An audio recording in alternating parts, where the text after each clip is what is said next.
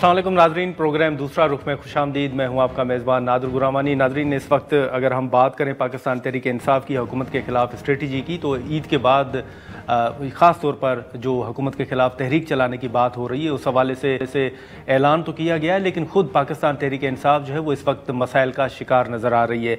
हमने देखा कि मौलाना फजल रहमान साहब को अली अमीन गंडापुर साहब से मुतल्लिक जो तहफ़्फ़ुज़ात हैं, उन तहफ़्फ़ुज़ात का इजहार भी पार्टी रहनुमाओं की जानिब से किया गया है, लेकिन जो तहफ़्फ़ुज़ात खुद मौलाना साहब को ओवरऑल PTI के हवाले से हैं, वो तहफ़्फ़ुज़ात भी असद कैसर साहब के ज़रिए इमरान खान साहब तक पहुँचाने की बात की गई और ये कहा गया है कि वो तहफ़्फ़ुज़ात जो हैं वो शराइत जो है PTI क़यादत तक पहुँचाई जाएँ और उन पर अगर अमल दरामद होता है और वो तहफ़्फ़ुज़ात दूर होते हैं तो फिर मौलाना साहब PTI के साथ चलने, इत्तेहाद में शामिल होने से मुतल्लिक फ़ैसला करेंगे कि वो चलेंगे या नहीं। इसी के साथ साथ अभी तक PTI की जानिब से उन मौलाना साहब के जो तहफ़्फ़ुज़ात हैं उस हवाले से कोई जवाब मौलाना साहब को मौसूल नहीं हुआ।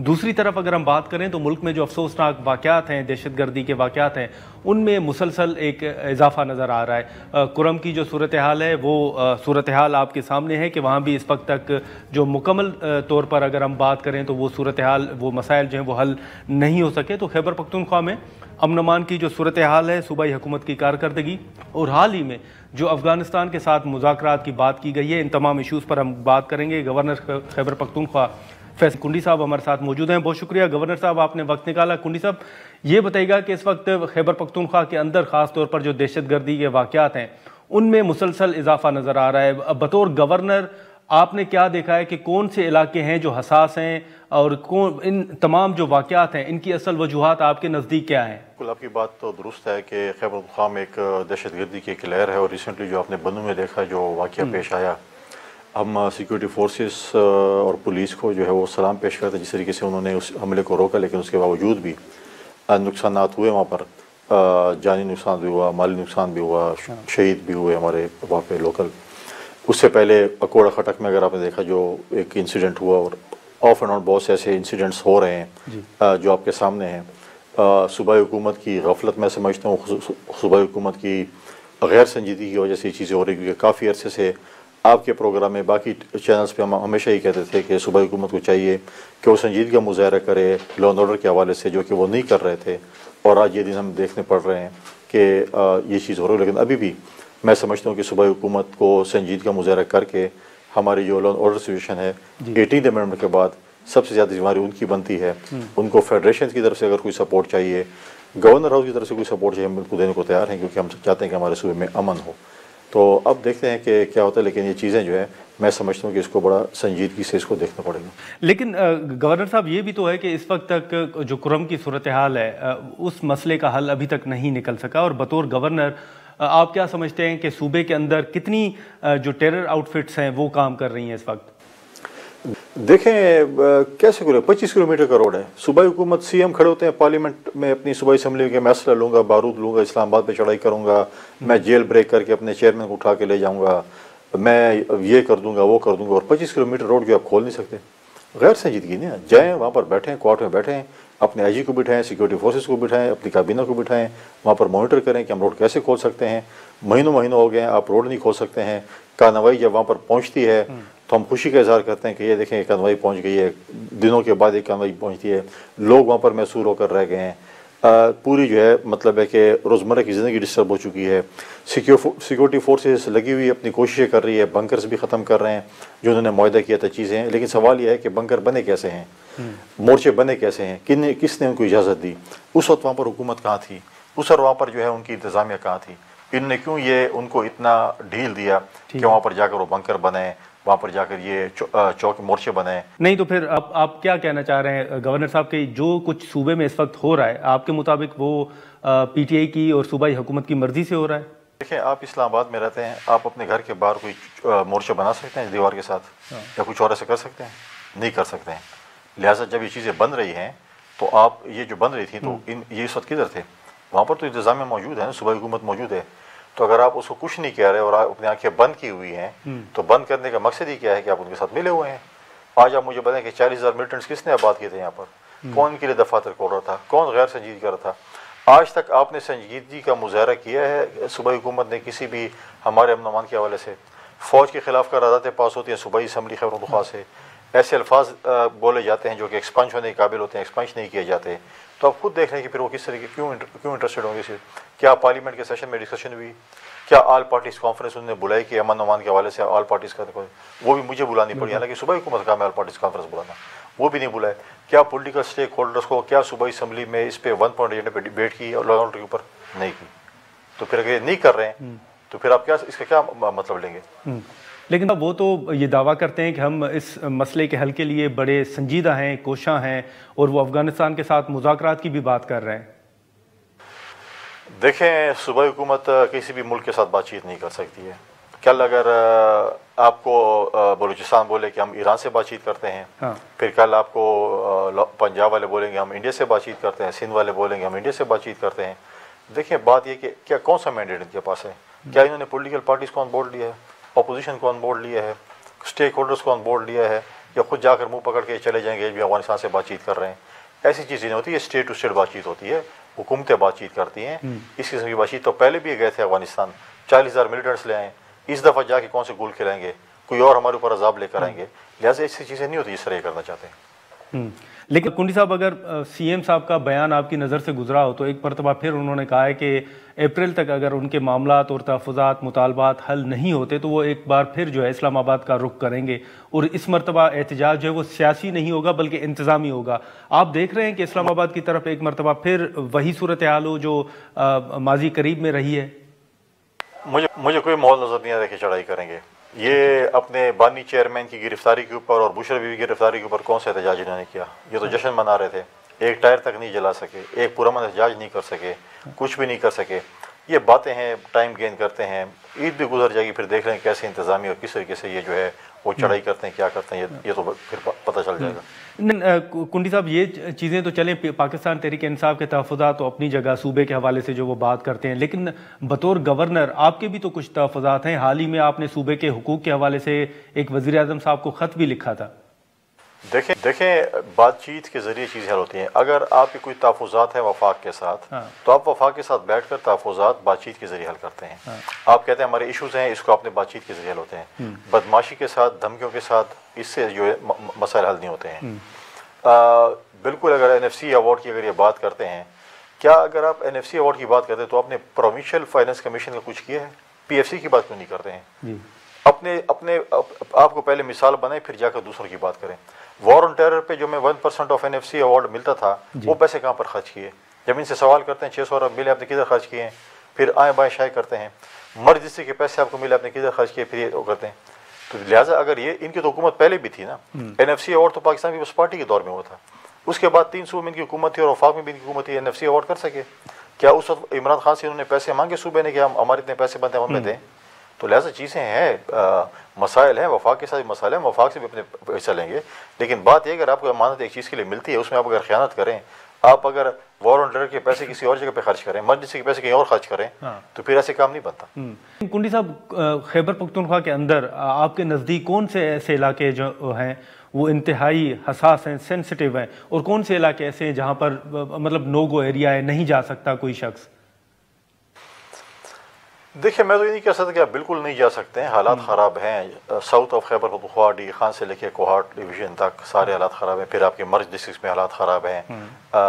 जो हमारे मर्ज डिस्ट्रिक्ट हैं, आपने अभी देखा कि कोड़ा में जो कुछ हुआ, तो मतलब आप इसको ये नहीं कह सकते कि इस वक्त क्या हालात ख़राब हो रहे होते हैं। लेकिन चीज़ें ये है कि हालात ख़राब हैं सूबे के, इतने अच्छे नहीं हैं। इसको कंट्रोल करना पड़ेगा, सूबाई हुकूमत को इस पर संजीदगी का मुजाहरा करना पड़ेगा, और फिर जो है इस चीज़ को देखना पड़ेगा, क्योंकि हालात इतने, मैं नहीं समझता कि इतने बेहतर हैं जिस तरीके से कह रहे हैं। ठीक है कुंडी साहब, एक मरतबा फिर हमने देखा कि जो कुछ सूबे के अंदर ख़ास तौर पर अमन अमान की सूरत हाल हो या सियासी इस्तेकाम के हवाले से अगर बात करें, तो इस वक्त जो सूबे के अंदर सूरत हाल है उसको मद्देनज़र रखते हुए एक मरतबा फिर कुछ इस तरह की खबरें आई कि शायद हुकूमत गवर्नर रूल के हवाले से कुछ सोच रही है या तजावीज़ ले रही है। कोई ऐसी कोई मूव है कि सूबे के अंदर एक मरतबा फिर कोई बात हो रही है कि शायद गवर्नर रूल की तरफ आप जा रहे हैं? मुझे नहीं पता वफाकी हुकूमत इस पर क्या सोच रही है। कभी मेरे साथ या मेरी पार्टी लीडरशिप पर इस पर कोई डिस्कशन नहीं हुई। गवर्नर रूल की प्रोविज़न मौजूद है कॉन्स्टिट्यूशन में, लेकिन इस बात के ऊपर हमारे साथ कोई इस पर बातचीत नहीं हुई। लेकिन पाकिस्तान तहरीक इंसाफ के और जो सूबे की सूरत हाल है कुंडी साहब, वो तो अपनी जगह, लेकिन ख़ुद जो पाकिस्तान तहरीक इंसाफ के अलावा पीपल्स पार्टी के तहफ़्फ़ुज़ात की हम बात करें तो वो तहफ़्फ़ुज़ात आपके भी तो हैं हुकूमत के साथ, वो पाकिस्तान पीपल्स पार्टी के तहफ़्फ़ुज़ात आपके नज़दीक क्या हैं और अभी तक क्यों हल नहीं हो पा रहे? देखें, जब हुकूमत साजी हो रही थी तो हमारी कमिटमेंट हुई थी PMLN और पाकिस्तान पीपल्स पार्टी के दरमियान, और PML ने कमिटमेंट की थी कि हुकूमत के बाद हम ये कमिटमेंट ऑनर करेंगे। ठीक है। अब तक जो है वो कमिटमेंट्स जो है ऑनर नहीं हुई। पाकिस्तान पीपल्स पार्टी ने कई दफ़ा PMLN की लीडरशिप के साथ प्राइम मिनिस्टर के सामने ये चीज़ें रखी, कमेटीज़ बनी, कमेटी में हमने चीज़ें रखी कि हमारे ये इशूज़ हैं, अभी तक आप ये इस पर जो है हम कोई आपको ब्लैकमेलिंग नहीं कर रहे, कोई उससे ज़्यादा नहीं मांग रहे, लेकिन जो कमिटमेंट है कम से कम वो ऑनर होने चाहिए, लेकिन जो है अभी तक वो ऑनर नहीं हुए। लिहाजा इसलिए पाकिस्तान पीपल्स पार्टी को तहफ़्फ़ुज़ात हैं और जेन्युइन तहफ़्फ़ुज़ात हैं, और हम चाहते हैं कि वो जो कमिटमेंट है उसको कम से कम ऑनर किया जाए। तकरीबन 1 साल होने को है, अभी तक हमारे कमिटमेंट्स जो हैं वो ऑनर नहीं हुए। साहब, अगर देखें तो जो मुज़ाकराती कमेटी बिलावल साहब ने तश्कील दी थी, उस कमेटी के रुकन आप भी हैं। आप ख़ास तौर पर पंजाब के अंदर आप लोगों के सबसे बड़े तहफ़्फ़ुज़ात हैं। आप क्या समझते हैं कि वहाँ पर मरियम साहिबा रुकावट हैं आपके मामला हल करने में, या फिर शहबाज शरीफ साहब को समझते हैं आप?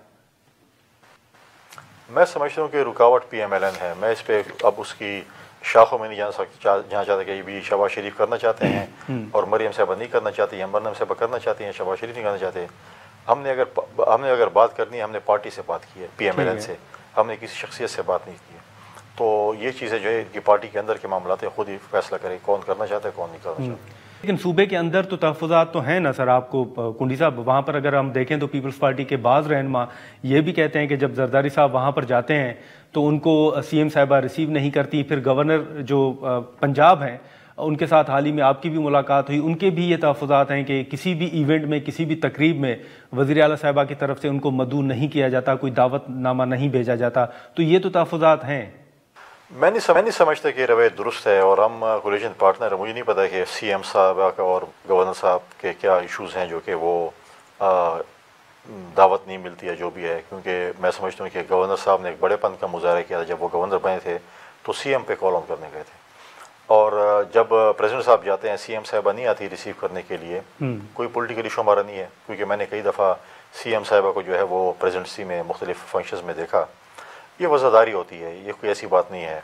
हमारे ताल्लुकात बहुत भी ख़राब थे PTI के साथ, हमारे CM प्राइम मिनिस्टर को रिसीव करने के लिए जाते थे। ये एक मैं समझता हूँ कि पीपल्स पार्टी और PML, मैं समझता हूँ कि मियाँ साहब की फैमिली का और प्रेसिडेंट साहब का भी अपना एक ज़ाती ताल्लुक भी है, तो एक वज़ादारी भी होती है।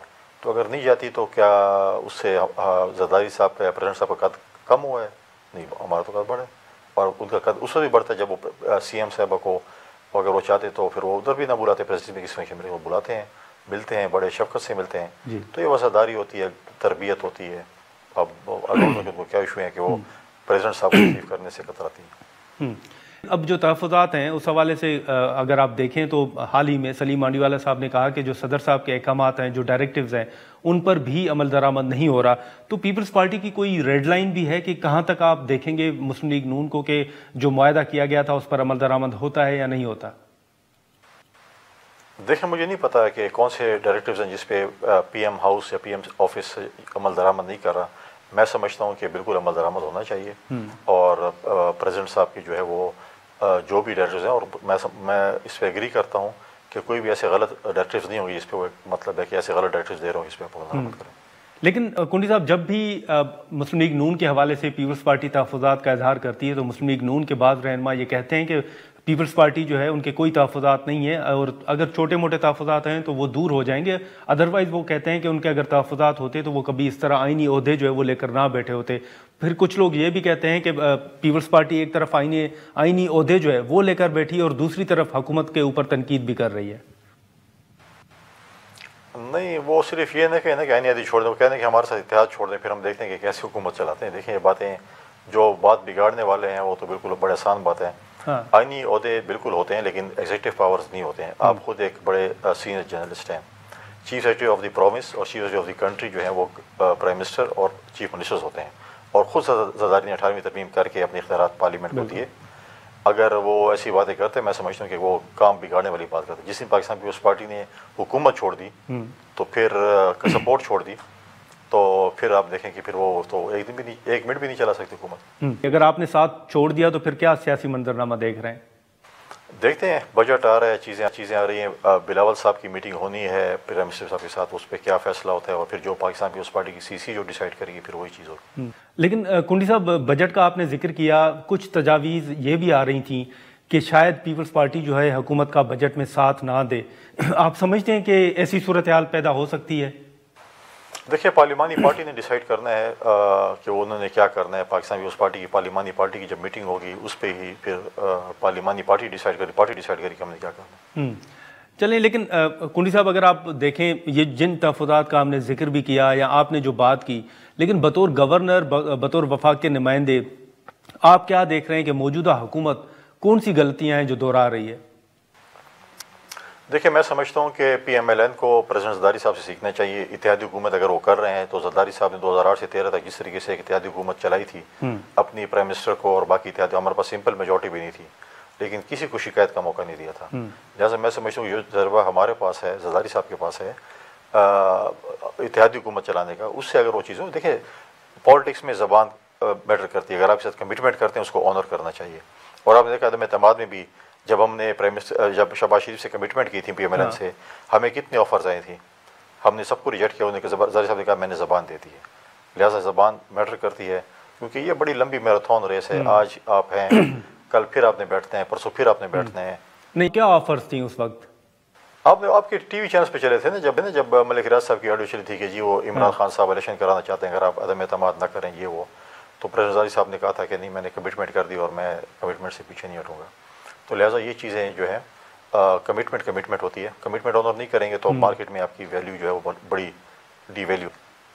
चलें, लेकिन इस वक्त जो काबीना में तोसी की गई है, कुछ नए चेहरे जो हैं उनको भी सामने लाया गया है, शामिल किया गया है। ये चलें, आप इत्तेहादी जमातें, आपके पास वजारतें तो नहीं हैं, और ये वज़ीर आज़म साहब का इस्तेहकाक है कि वो किसको शामिल करते हैं और किसको नहीं करते, लेकिन जो कुछ नए चेहरे, जैसे परवेज़ खटक साहब का अगर हम नाम लें, बतौर इत्तेहादी जमात आपको कुछ चेहरों पर तहफ़्फ़ुज़ात हैं? मुझे तो कोई तहफ़्फ़ुज़ात नहीं है। प्राइम मिनिस्टर का प्रोगेटिव है, उन्होंने जिन जिन लोगों को काबीना में लिए उनका अपने प्रोगेटिव है। परवेज़ खटक PTI छोड़ चुके थे, PTI पार्लियामेंटेरियन के वो हेड थे, और फिर PTI पार्लियामेंट्री भी छोड़ दी है और अब वो आए हैं। तो मुझे तो कोई तहफ़्फ़ुज़ात नहीं है। ये PM साहब का अपना प्रोगेटिव है, जिसको काबीना में रखना चाहते हैं, जिसको नहीं रखना चाहते। लेकिन इस वक्त अगर आप देखें, गवर्नर साहब तो पाकिस्तान तहरीक इंसाफ जो है वो मौलाना साहब को इंगेज भी कर रही है, बातचीत भी हो रही है, और हुकूमत के खिलाफ रमज़ान के बाद जो है वो तहरीक चलाने और इत्तेहाद बनाने के हवाले से एक पेशरफ जो है वो भी सामने आ रही है। आपको लगता है कि इस वक्त भी पाकिस्तान तहरीक इंसाफ को इंगेज किया जा सकता है या दोबारा बातचीत हो सकती है उनके साथ? देखिए, कभी भी आपके साथ एंगेजमेंट नहीं होंगे, ये टाइम पास ही करते हैं, ये नारो मांगते हैं और इसके अलावा कुछ भी नहीं है।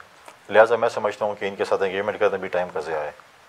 नहीं तो फिर आप क्या समझते हैं कि क्या होना क्या चाहिए आगे? देखें, अगर PTI को तहफ़्फ़ुज़ात हैं इंतख़ाबात में, तो बाकी जमातों को खैबर पख्तूनख्वा में भी तहफ़्फ़ुज़ात है ना जी। फिर वो ऐसा करें कि जो इनको अगर जो तहफ़्फ़ुज़ात बाकी जमातों के खैबर पख्तूनख्वा में, पहले वो चीज़ें वापस कर लें एज ए रोल मॉडल, और फिर उसके बाद बाकी सूबों में बात कर लेते हैं। खुद कहते हैं कि हमारा इलेक्शन हलाल है, बाकी हराम है। तो अपनी इत्तेहादियों की जो इमरान खान साहब, अपने मौलाना फजल रहमान साहब हैं, वो क्या कहते हैं कि हमारे हक में भी डाका डाला गया है। तो पहले अपने सूबे की चीज़ें ठीक कर लें, फिर बाकियों पे बात करें। नहीं, तो आपके क्या होना चाहिए कि वो असेंबली तहलील करें, कहाँ से वो शुरुआत करें, क्या बेहतर करें? और दूसरा, 2024 के इंतखाबात के हवाले से जो सवालात पीपल्स पार्टी भी तो उठा रही है, पीपल्स पार्टी भी तो समझती है कि खराबियाँ हुई हैं। नहीं, वो तो फिर बैठ के बात होती है। पहले ऑफर तो करें ना कि हम बैठने को तैयार हैं। मौलाना फजल रहमान कहते हैं मेरे हक पे डाका डाला गया है, जो माल गनीमत PTI को मिला है वो मौलाना फजल रहमान को और बाकी पार्टियों को वापस कर दें, फिर हम बातचीत करेंगे आगे चलते के। नहीं, लेकिन कुंडी साहब, तहफ़्फ़ुज़ात तो आपको भी है ना इंतखाबात के हवाले से। गवर्नर पंजाब साहब को अगर देख लें, वो कहते हैं कि पूरा निज़ाम इस वक्त फॉर्म 47 के तहत है, तो तहफ़्फ़ुज़ात सिर्फ PTI को तो नहीं है। जो इंतखाबात हैं उस हवाले से तो आपके भी कई तहफ़्फ़ुज़ात हैं, बिलावल साहब भी बात करते हैं। देखिए, बड़ा डिबेटेबल इशू है। RTS सिस्टम पे बात हुई थी, PTI खामोश क्यों हो गई थी 2018 में? कह देते ना कि हम जनरली कामयाब होकर रहे हैं, RTS ये है, तो कर लेते उस वक्त इंक्वायरी। जब अपने ऊपर आ गई, फिर कहते कभी कहते हैं फॉर्म 47 है, कभी कहते हैं धांधली हुई, कभी क्या है, तो फिर उस वक्त भी इंक्वायरी करा लेते। चार पंचर की बात करते थे, आगे पीछे करते थे, RTS पे क्यों खामोश हो गए थे? तो लिहाजा ये चीज़ें हैं। और अभी भी मैं कहता हूँ कि तमाम पॉलिटिकल पार्टीज़ को बैठकर इस मसले का हल निकालना चाहिए, ताकि कल दोबारा किसी को एतराज़ ना हो। हमारे पास फोरम मौजूद है पार्लियामेंट, और पार्लियामेंट में बातचीत हो सकती है। आए पार्लियामेंट बैठें, चोर दरवाज़ा बंद करें और आगे बढ़ें। ठीक है, लेकिन आपने पार्लियामेंट में बैठने की बात की, लेकिन इसी दौरान अगर आप देखें तो जुनैद अकबर साहब के बयानात और बाकी बयानात भी सामने आ रहे हैं और एक ये तासुर दिया जा रहा है कि शायद पीटीआई की इस्टेब्लिशमेंट के साथ कोई बात हो रही है। बतौर गवर्नर आप समझते हैं कि पीटीआई और इस्टेब्लिशमेंट के दरमियान कोई राब्ता बहाल हो गया है, कोई बात हो रही है? मैं नहीं समझता कि इनकी कोई बातचीत हो रही है। इनका एक वन पॉइंट एजेंडा है, वो सिर्फ ये बात करते हैं कि एनआरओ मिलना नहीं है। बाकी अदालतों ने फैसला करना है कि इनके बानी चेयरमैन को के जो करतूत हैं उस पर उसको सजा होगी, जब सजा भुगतेंगे वापस निकलेंगे। बहुत शुक्रिया कुंडी साहब, आपने वक्त निकाला। नाजरीन, गवर्नर खैबर पख्तूनख्वा फैसल करीम कुंडी साहब की गुफ्तगू आपने सुनी। उन्होंने ख़ास तौर पर यह बात की कि खैबर पख्तूनख्वा के अंदर जो अमन अमान की सूरत हाल है उसकी जिम्मेदार जो है वो सूबाई हुकूमत है, और उनसे पूछा जाए कि वहाँ पर जो जो डेवलपमेंट्स हुई उस वक्त वो उनकी मौजूदगी में कैसे हुई, और वो ये भी समझते हैं कि किसी हद तक पाकिस्तान तहरीक इंसाफ जो है या सूबाई हुकूमत जो है वो शायद उनकी मर्ज़ी से इस वक्त जो कुछ हो रहा है सूबे में वो उनकी मर्ज़ी से हो रहा है। हम यहाँ पर एक शॉर्ट ब्रेक लेते हैं और ब्रेक के बाद मेहरबानो कुरैशी साहिबा में ज्वाइन करेंगे।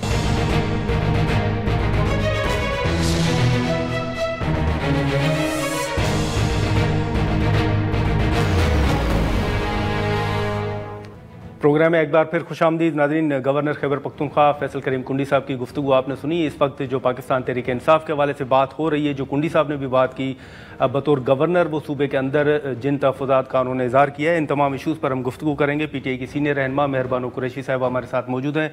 बहुत शुक्रिया कुरैशी साहिबा। सबसे पहले आपसे पहले जो है वो कुंडी साहब हमारे साथ थे, गवर्नर खैबर पख्तूनख्वा।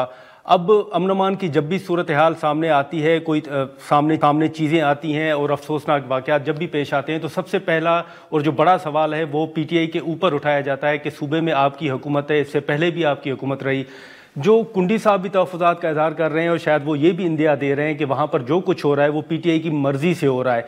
आप इससे इत्तफ़ाक़ करती हैं? आप समझती हैं कि वाकई जो सूबाई हुकूमत है उसकी हद तक कहीं ना कहीं कोई कमी कोताही रह रही है इन तमाम सूरत हाल को सामने रखते हुए, ख़ास तौर पर अमन अमान के हवाले से? जी बिल्कुल, अस्सलाम वालेकुम, बहुत शुक्रिया।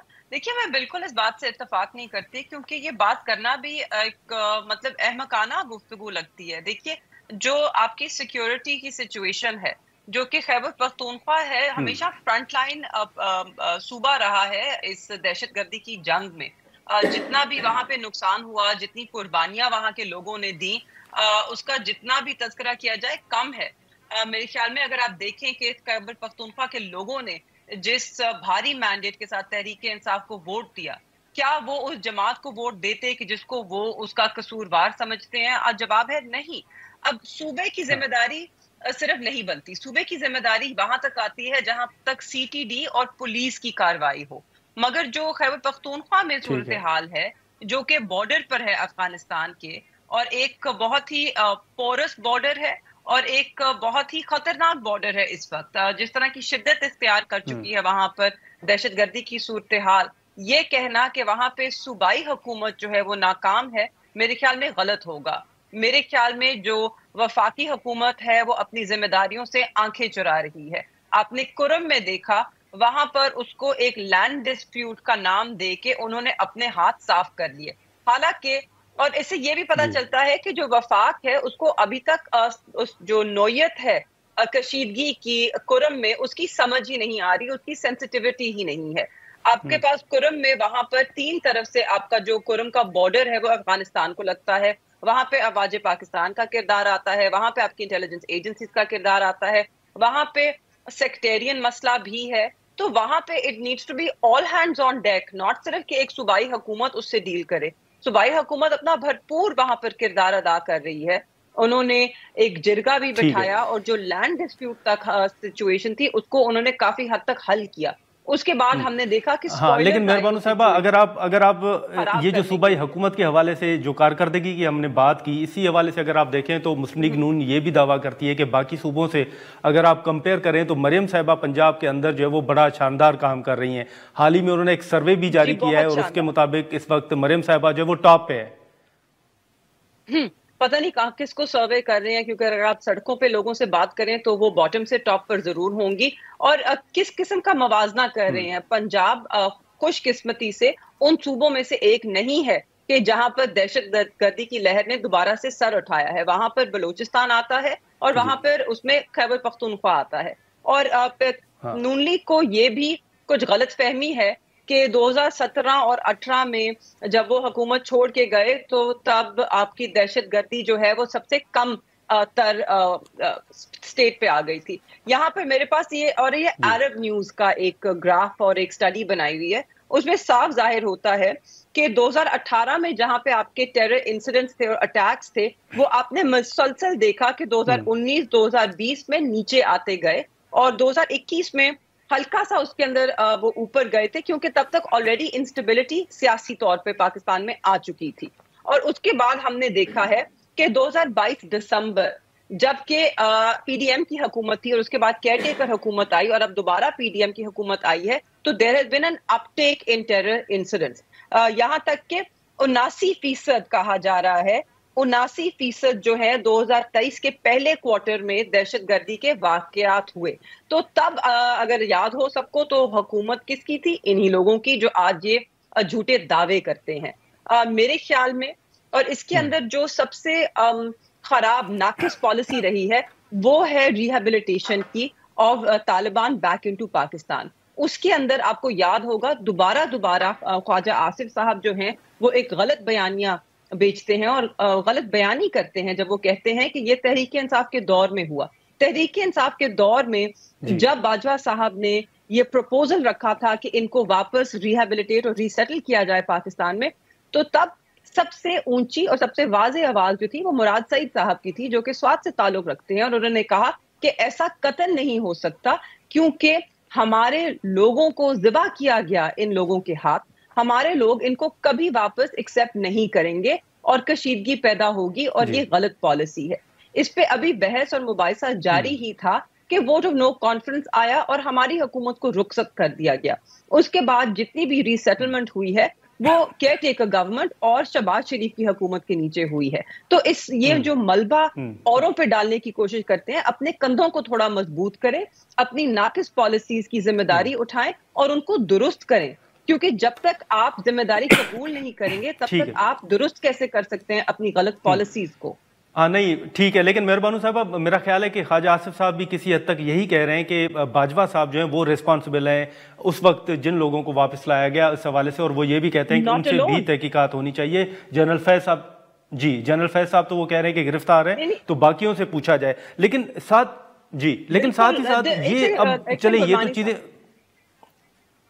नहीं, एक चीज मुझे कहने दीजिए। बिल्कुल, अगर ख्वाजा साहब ये कह रहे हैं कि बाजवा साहब की अकाउंटेबिलिटी होनी चाहिए, उनसे पूछताछ होनी चाहिए, तो जरूर कीजिए पूछताछ, मगर अपने गिरवानों में भी झांकें। तब इंटीरियर मिनिस्टर कौन था, तब वजीर आजम कौन था? शहबाज शरीफ साहब थे, उनकी हुकूमत थी, उन पे भी जिम्मेदारी आयद होती है। तो जरा अपनी पूछताछ भी करें कि अगर बाजवा साहब गलत पॉलिसी लाना चाह रहे थे तो तब इनकी रीढ़ की हड्डी जो है वो कहीं गुमशुदा हो गई थी या लापता थी कि तब इन्होंने स्टैंड नहीं लिया, कि जिस तरह तहरीक इंसाफ ने स्टैंड लिया था और कहा था कि ये पॉलिसी दुरुस्त नहीं है, आपको ये नहीं करना चाहिए। क्यों होने दिया इन्होंने तब? इसमें पीपल्स पार्टी भी शामिल होती है, इसमें नून लीग भी शामिल होती है और इसमें उनके सारे इत्तेहादी शामिल होते हैं जो उस वक्त महंगाई मुकाने के लिए हुकूमत में आए थे।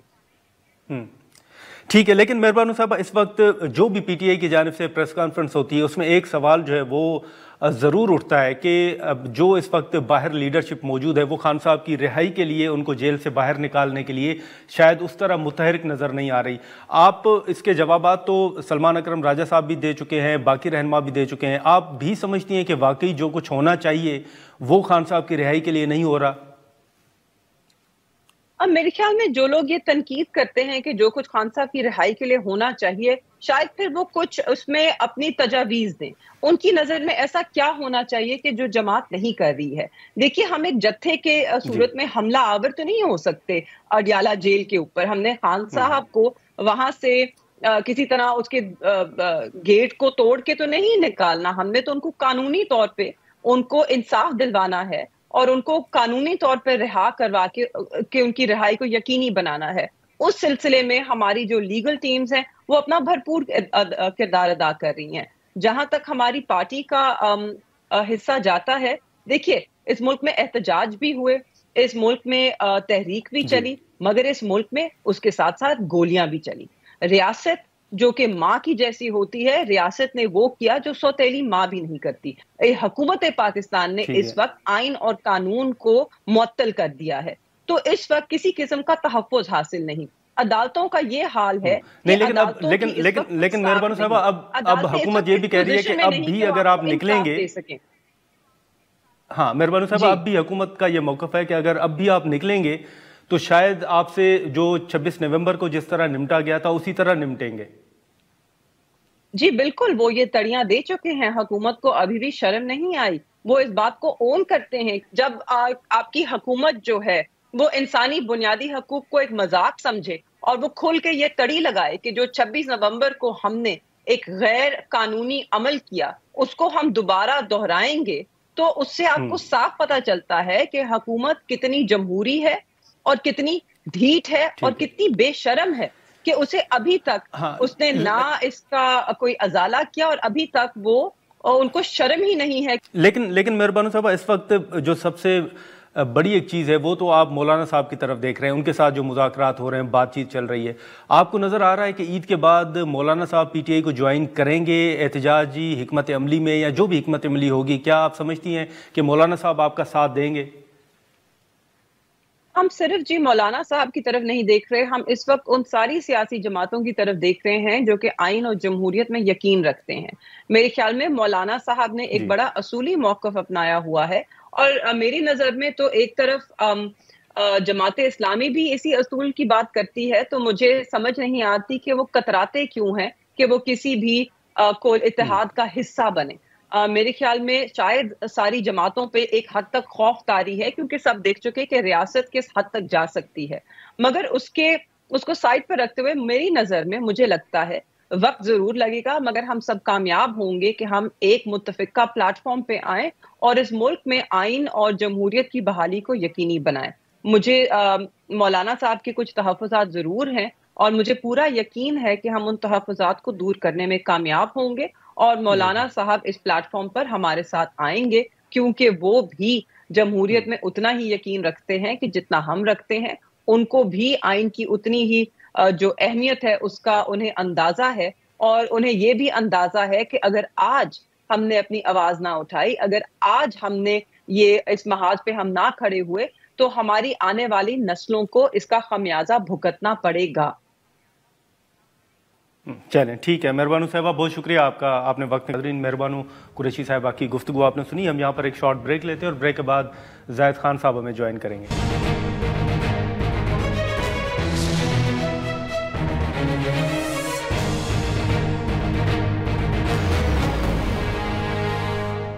प्रोग्राम में एक बार फिर खुशामदीद नाज़रीन। गवर्नर खैबर पख्तूनख्वा फैसल करीम कुंडी साहब और मेहरबानू कुरैशी साहिबा की गुफ्तगू आपने सुनी। इस वक्त जो हुकूमत की कोशिशें हैं, ख़ास तौर पर खैबर पख्तूनख्वा में अमन अमान की सूरत हाल के हवाले से या सियासी इस्तेहकाम के हवाले से, इसी मामले पर हम बात करेंगे। सीनियर सियासतदान ज़ाहिद खान साहब, जो मुस्लिम लीग नून के एडिशनल सेक्रेटरी इत्तलात भी हैं। ज़ाहिद खान साहब, बहुत शुक्रिया सर, आपने वक्त निकाला।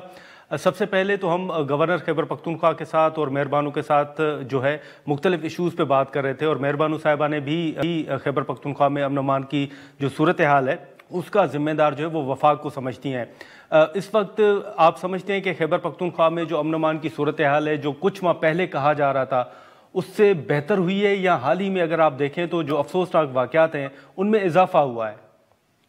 नहीं, देखिए, एक तो मैं इस बात से इत्तेफाक नहीं करता हूं कि ये फेडरल की जिम्मेवारी है, क्योंकि 18 अमेंडमेंट के बाद ये सारी जिम्मेवारी प्राइम मिनिस्टर की है।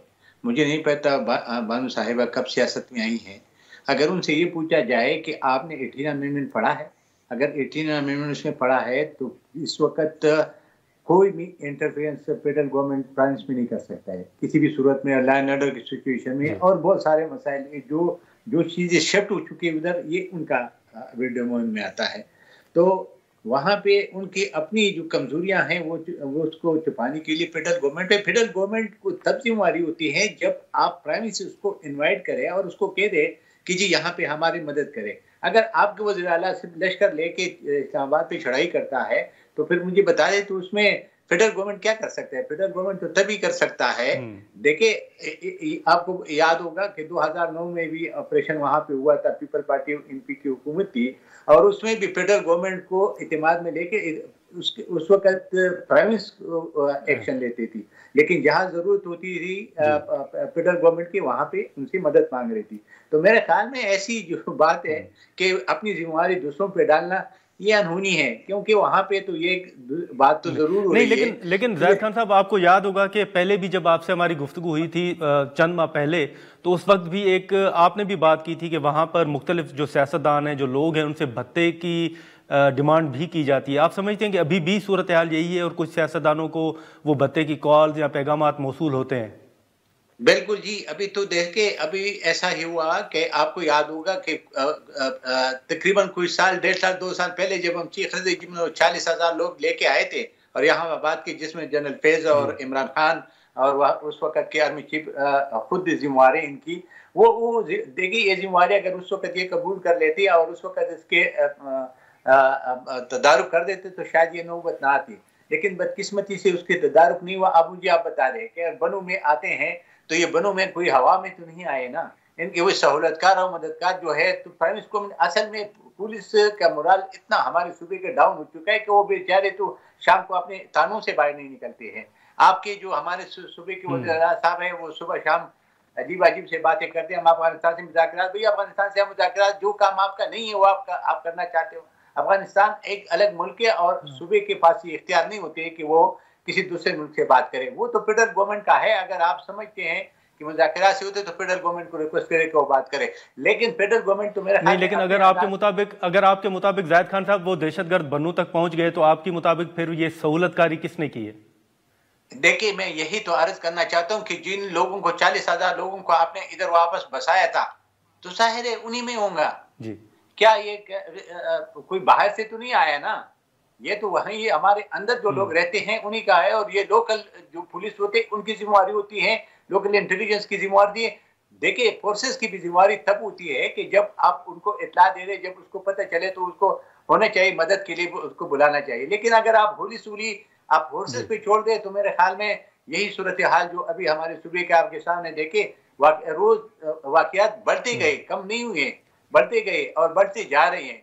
इसका रोकथाम तब मुमकिन है कि ये ठीक है। लेकिन जाहिद खान साहब, चलें, ये तमाम चीज़ें अपनी जगह पे हैं, लेकिन आप नहीं समझते कि ये अमन अमान से मुतल्लिक जो चैलेंजेस हैं, जो दहशतगर्दी का एक बड़ा चैलेंज है, ऐसे में मुल्क में जो सियासी इस्तेकाम है वो भी ज़रूरी है? हमने देखा कि मुज़ाकरात थे वो ख़त्म हो गए, खान साहब ने खतूत लिखे, आर्टिकल लिखे, अभी तक हमने देखा है कि कोई इस तरह एंगेजमेंट जो है वो नहीं हो रही पीटीआई के साथ। आप समझते हैं कि अभी भी वक्त है कि पाकिस्तान तहरीक इंसाफ के साथ बातचीत हो सकती है, कोई रास्ता निकल सकता है? देखिए जी, अगर करना चाहे तो सियासी डायलॉग तो हर वक्त हो सकती है, इसमें कोई ममानियत नहीं होती है। लेकिन अगर कोई चाहे, अगर कोई नहीं चाहते, वो सिर्फ कहते कि मैंने किसी और से मुज़ाकरात करना है, तो फिर तो यही बात होगी जो अभी आर्टिकल लिखने से या बात करने से तो मसाइल हल नहीं होंगे ना। मसाइल तो अपने मुल्क के अंदर जो पॉलिटिकल पार्टी इस वक्त बैठी उनके साथ मिलकर हल करना होगा। अगर आप अपने ऊपर इत्मीनान नहीं है, आप किसी से जब बात करते हैं तो एक दिन बात करते हैं, दूसरे दिन उस बात को आप यू टर्न ले लेते हैं, तो ये यू टर्न की वजह से इस मुल्क की इस हाथ पे आ गया। देखिए, वो खुद जेल के अंदर तो है, लेकिन यह मुझे बता दे कि क्या आर्टिकल से कोई मसाइल होगा या बाहर की दुनिया के हमारे मुल्क के अंदर मुदाखलत? ये तो हमारे अदालतें हैं। अब अदालतें आपको वो दे सकती है, रिलीफ दे सकते हैं, हुकूमत के साथ मिल बैठकर उसकी मसाइल को ढूंढ हल निकाल सकते हैं। लेकिन अगर आप यही समझते हैं कि बाहर से प्रेशर आएगा, बाहर से मैं प्रेशर डालूंगा तो उससे मसाइल होगा, तो मेरे ख्याल में किसी भी मुल्क को ये इख्तियार नहीं है कि दूसरे मुल्क के अंदर के मामलात में मुदाखलत करे। तो मैं समझता हूँ कि इस वक्त भी मुज़ाकरात एक बहुत अहम चीज़ है। सियासी लोग हमेशा के लिए मुज़ाकरात पे बिलीव करते हैं और जब मुज़ाकरात करते हैं उसके कोई ना कोई नतीजा निकलता है। 2 कदम आगे या 2 कदम पीछे से कोई फर्क नहीं पड़ता है। लेकिन अगर आप मुखलिस है और आप सोचते हैं कि मैंने सियासी पार्टियों, सियासी लोगों से मुज़ाकरात करने, अगर आप उसके चोर है, डाकू, मैं इसके साथ बैठता नहीं हूँ, खुद भी तुम्हारे ऊपर भी वही चीज हो गया जो तुम दूसरों के लिए कहते हैं, तो फिर आप बता दें फिर इसका हल क्या है? इसका हल तो यही है कि भाई ये सारी बातें छोड़ दे। आप कमेटी बन गई थी, फिर आपने इस कमेटी ने, पीटीआई ने इस कमेटी से कब बाइकआउट किया? वो तो बन गई थी, हुकूमत की भी थी और इत्तेहादी भी थे और इनकी इत्तेहादी भी थे और बैठे डिस्कस करते रहे। क्यों खत्म किया गया? किसी ने पूछा उनसे? नाज़रीन, यहाँ पर एक शॉर्ट ब्रेक लेते हैं और ब्रेक के बाद यहीं से गुफ्तगू को आगे बढ़ाते हैं। प्रोग्राम में एक बार फिर खुशामदीद। पाकिस्तान तहरीक इंसाफ जो है, जाहिद खान साहब, वो तो मौलाना साहब के साथ मुसलसल राब्तों में है और वो शायद चाह रहे हैं कि ईद के बाद जो तहरीक चलेगी उसमें मौलाना साहब उनका साथ दें। आपको नजर आ रहा है कि मौलाना साहब पीटीआई का साथ देंगे? देखिए, मुझे एक बात जरूर बता रहे कि मौलाना साहब का कि जो इलेक्शन जितने भी हुई इस पाकिस्तान में, मौलाना साहब ने तो पुख्तनख्वा के अलावा या बलूचिस्तान के अलावा तो कई सीटें तो नहीं जीते ना कि उनके साथ दान हुई है। अगर दान हुई है तो उसके साथ तो पुख्तनख्वा में, तो पुख्तनख्वा में किसकी हुकूमत है? तो मेरे ख्याल में ये नहीं हो सकता है जी, क्योंकि उसका बेस वही है। तो ये एक चीज, ये एक प्लेटफॉर्म इसलिए क्योंकि दोनों एक दूसरे के मुखालिफ है। तो मेरे ख्याल में ये बात होगी, अभी भी अगर आपने देखा होगा तो एक दूसरे पर इतराज करते भी है और वो कहते हैं कि जी अगर इस्तीफाई देने तो पुख्तनख्वा से शुरू करना है। तो ये पीटीआई इसके लिए तैयार है? पीटीआई तैयार नहीं है। जब तैयार नहीं है तो कैसे भी ये इतिहाद बनेगा, आगे चलेगा? देखिए, इतिहाद तब बनती है जब सब ये इस्तीफों की बात मौलाना साहब ने की है, जाहिद खान साहब। बिल्कुल, ये आपने नहीं देखा, टीवी पे भी आते हैं, खबरों में भी आते हैं। अभी भी मुर्तजा की और इनकी जो जनरल सेक्रेटरी है उनकी भी अभी भी तस्कलामी भी हुई थी इन्हीं बातों पे। तो मेरे ख्याल में ये ऐसा नहीं है, क्योंकि अब पॉलिटिकल पार्टी अपना एक वजूद रखती है और अपना एक मंशूर रखती है, उस पर वो चलती है। क्योंकि जो मौलाना फजल रहमान साहब है, ये छोड़ दे कि सियासत में कितने बातें एक दूसरे की होते रहते हैं, लेकिन मेन जो सियासी मफादात है उसके खातिर मेरे ख्याल में कोई भी सौदा करने को तैयार नहीं होते। अगर मौलाना साहब अपने सूबे से जहाँ पे देखे ना, ये जिस सीट पे मौलाना साहब लड़ता है वहाँ पे हमारे जो गवर्नर साहब बैठा है टुंडी वो भी होता है, या हमारा जो वज़ीर आला साहब है वो भी होते हैं। तो वो तो एक सीट की ये तीनों एक सीट पे इलेक्शन लड़ते रहते हैं, तो इसका क्या इजाला होगा, कैसे होगा? तो मेरे ख्याल में मुमकिन नहीं है। अच्छा, तो आप लोग इरादा रखते हैं कि आप मौलाना साहब को इंगेज करें, उनके साथ कोई मुलाकात हो, कोई वज़ीर आज़म साहब की हो या खुद मियाँ साहब की, बड़े मियाँ साहब की कोई मुलाकात हो? देखिए जी, हमेशा के लिए जो हुकूमत होती है उसकी कोशिश ये होती है कि वो सियासी इस्तेहकाम पैदा करें मुल्क के अंदर। वो हर एक से कोशिश करते हैं और मौलाना से तो जाहिर है कि उनके काफ़ी अरसे से उसके ताल्लुकात भी है, मौलाना साहब की भी है। और आपने नवाज शरीफ साहब की, मोहम्मद नवाज शरीफ साहब की बात की है, तो वो भी हम अभी से इंशाल्लाह इसके बाद वो भी आप देखेंगे वो मैदान में आएगा और वो भी ये सब कुछ करेगा। क्योंकि जब अभी मेरा मुलाकात हुई थी, जब उसने मुझे ये ओहदा भी दिया, तो अल्लाह करेगा कि इंशाल्लाह वो खैबर पख्तूनख्वा का दौरा शुरू करेगा और उसने हमारी बात को कहा था कि बिल्कुल सही है, मैं करूँगा। तो मेरे ख्याल में अभी इसके बाद तो सियासी वो शुरू करेगा। तो जब उसमें मौलाना फजल रहमान साहब से हमेशा के लिए उनके एक अच्छे ताल्लुकात रही है और अभी भी होंगे। और हमारे शहबाज शरीफ साहब के जो वज़ीर-ए-आज़म है उनका भी है। तो मियाँ साहब, बड़े मियाँ साहब जो हैं जाहिद खान साहब, वो ईद के बाद खैबर पख्तूनख्वा का दौरा करेंगे? जी बिल्कुल, उसने ये कहा है कि मैं ईद के बाद करूँगा, दौरा करूँगा। तो मैं तो उनका मशकूर हूँ कि मैं मुझे ये जिम्मेवारी दी है। अब आप अल्लाह करे कि मैं जिम्मेवारी पे पूरा उतरूं। और खास जो हमारा सदर है अमीर मुकाम साहब, वो उसने भी कोशिश की थी, वो भी इस वक्त हमारे सूबे में लेकिन जाहिद खान साहब, इस वक्त अगर आप देखें तो जो मौलाना साहब के साथ इनके मुज़ाकरात हो रहे हैं, उन्हीं मुज़ाकरात के दौरान जो वज़ीर आला खैबर पख्तूनख्वा हैं गंडापुर साहब, उनकी तरफ से जो कुछ बयानात हैं उन पर मौलाना साहब को बड़े तहफ़्फ़ुज़ात हैं और उन्होंने ये कन्वे भी किया है कि एक तरफ आप मुज़ाकरात कर रहे हैं, साथ चलने की बात कर रहे हैं और दूसरी तरफ आप इस तरह के बयानात दे रहे हैं। आपको लगता है कि खैबर पख्तूनख्वा के अंदर, हम मरकज़ को अगर छोड़ दें, खैबर पख्तूनख्वा के अंदर, पीटीआई के अंदर कोई धड़ेबंदी है, कोई ग्रुप बंदी है, कोई तकसीम है? देखिए, जितना इस वक्त धड़ेबंदी उनके अंदर है शायद कभी भी नहीं हो। मैं आपको ये अर्ज करना चाहता हूँ कि खुद अपने एक दूसरे के पे करप्शन के इल्जाम लगा रहे हैं। कमेटी बनी है, वो कमेटी के वो कहते हैं कमेटी भी पैसे मांग रहे हैं, यानी अपनी कमेटी पार्टी की बनाई हुई है।